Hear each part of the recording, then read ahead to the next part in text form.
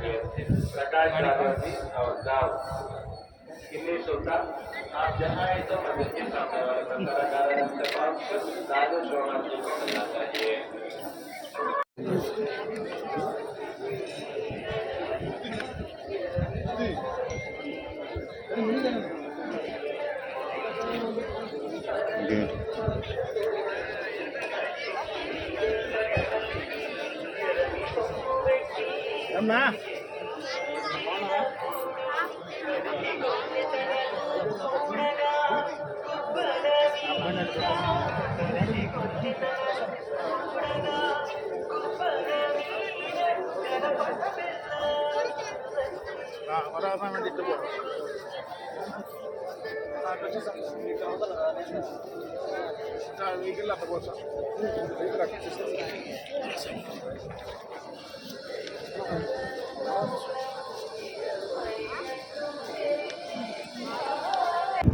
గత 15-16 నెలలుగా అంటే ఈ కూటమి ప్రభుత్వం వచ్చినప్పటి నుంచి కూడా పంటలు సరిగా పండడంలా. సో తప్పకుండా ప్రజలందరికీ మేలు జరగాలి, రైతులందరికీ కూడా మంచి జరగాలి అని చెప్పేసి ఆ దేవదేవుని ప్రార్థన చేయడం జరిగింది.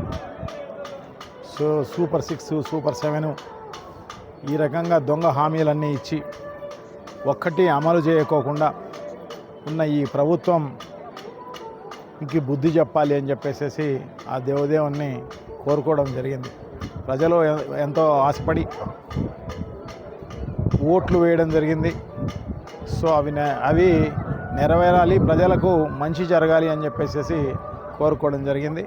2029లో రాబోయే ఎలక్షన్స్లో వైఎస్ఆర్ కాంగ్రెస్ పార్టీ అధికారంలోకి రావాలని, జగన్మోహన్ రెడ్డి గారి మళ్ళీ ముఖ్యమంత్రి కావాలని, సో ప్రజలందరికీ కూడా మంచి జరగాలి అని చెప్పేసి కోరుకున్నాం. పులివెందుల జెడ్పీటీసీ ఎలక్షన్స్లో ప్రజలు పులివెందులే కాదు ఒంటిమిట్ట జెడ్పీటీసీ ఎలక్షన్ కూడా జరుగుతుంది. సో ఈ జెడ్పీటీసీ ఎలక్షన్స్లో అంతా కూడా ప్రజలందరూ కూడా పెద్ద ఎత్తున సానుకూలంగా స్పందించే కార్యక్రమం చేస్తున్నారు. ప్రజలందరూ కూడా జగన్మోహన్ రెడ్డి గారికి వెంట ఉన్నాము అని చెప్పడానికి వాళ్ళందరూ కూడా రెడీగా ఉన్నారు. 12వ తారీఖు ఎప్పుడో అని చూస్తున్నారు. 12వ తారీఖు తప్పకుండా పెద్ద ఎత్తున వైఎస్ఆర్ కాంగ్రెస్ పార్టీని గెలిపించే కార్యక్రమం చేస్తారు. ఈ ప్రభుత్వానికి, ఈ కూటమి ప్రభుత్వానికి బుద్ధి చెప్పే కార్యక్రమం తప్పకుండా జరుగుతుంది అని చెప్తున్నాం. సో ఎందుకంటే గత ఎలక్షన్స్ ఎందుకు మరి నోటిఫికేషన్ ఇవ్వడం జరిగిందో ఏమో కానీ వాళ్ళు ఊరికే నామినేట్ చేసుకొని ఉంటే పోయిండు. అట్ట కాకోకుండా ఎలక్షన్ జరిపి సో ప్రజలందరినీ ఇబ్బంది పెట్టి, వైఎస్ఆర్ కాంగ్రెస్ పార్టీ నాయకులను ఇబ్బంది పెట్టి, సో వాళ్ళందరినీ కూడా దొంగ కేసులు పెట్టి ప్రజలందరూ కూడా ఓట్లు రానికోకుండా చేసే కార్యక్రమం అంతా చేస్తున్న పరిస్థితి చూస్తున్నాం అన్నమాట. ఎందుకంటే పులివెందుల సంబంధించిన జెడ్పీటీసీ ఎలక్షన్స్లో 10,500 ఓట్లు మాత్రమే ఉన్నాయి.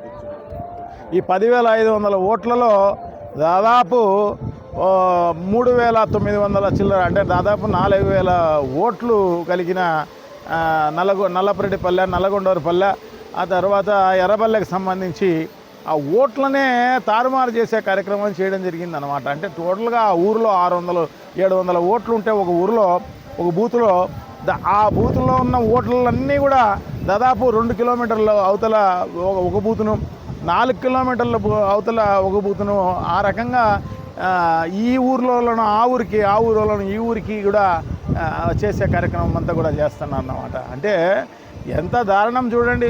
అంటే ఓటింగ్ శాతం తక్కువ కావాలి, సో దాంట్లో ఆ మధ్యలో వాళ్ళని భయపడిచ్చేసి ఓట్లకు రానికుండా చేయాలి అని చెప్పేసి ఉద్దేశంతో ఈ రకంగా చేస్తున్నారు. సో చాలా దారుణం అన్నమాట. ఇంత దారుణంగా ఎలక్షన్ ఎప్పుడు జరగలే స్వాతంత్రం వచ్చినప్పటి నుంచి కూడా. మొన్న కూడా జగన్మోహన్ రెడ్డి గారి పరిపాలనలో బ్రహ్మాండంగా ప్రజాస్వామ్యం వెల్లువిరిసినట్టుగా ఎలక్షన్ జరిగిందనమాట. ఎలక్షన్లే కాదు అన్నీ కూడా అన్నమాట.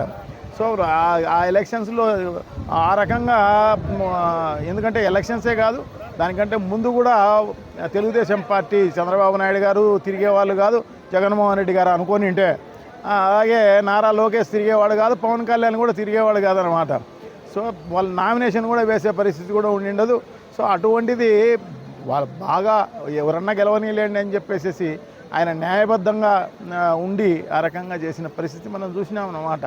సో అట్లా కాకోకుండా ఇంత దారుణంగా వ్యవహరించిన పరిస్థితి ఎక్కడా ఉండదు.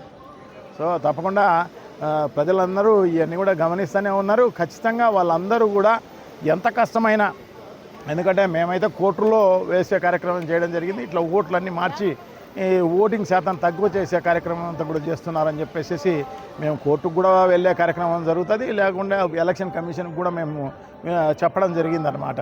సో వాళ్ళు రెక్టిఫై చేస్తే మంచిది, రెక్టిఫై చేయకపోయినా ప్రజలందరూ కూడా వాళ్ళు చేసే దుర్మార్గమైన పనులకు వ్యతిరేకంగా ఖచ్చితంగా వాళ్ళందరూ ప్రతి ఒక్కరు కూడా ఫస్ట్ అవర్లోనే ఓటు వేసే కార్యక్రమం అంతా కూడా తప్పకుండా చేస్తారు. జగన్మోహన్ రెడ్డి గారికి వెంట ఉంటారు, తోడుగా ఉంటారు, నీడగా ఉంటారు అని చెప్పేసి నేనైతే భావిస్తాను అన్నమాట. Thank you.